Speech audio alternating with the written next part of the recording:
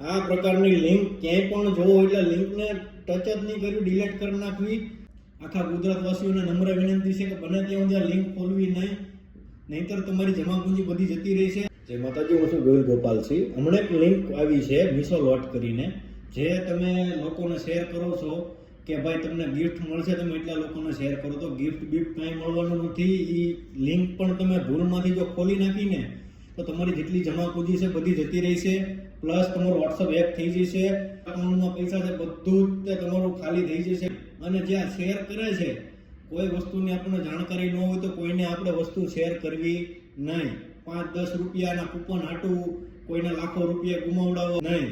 જો તમે કોઈ લિંક ખોલી છે ને તમારા પૈસા જતા રહ્યા છે તો તાત્કાલમાં 1930 પહેલા કોલ કરી દેવો, જે સાયબર હેલ્પલાઇન નંબર છે.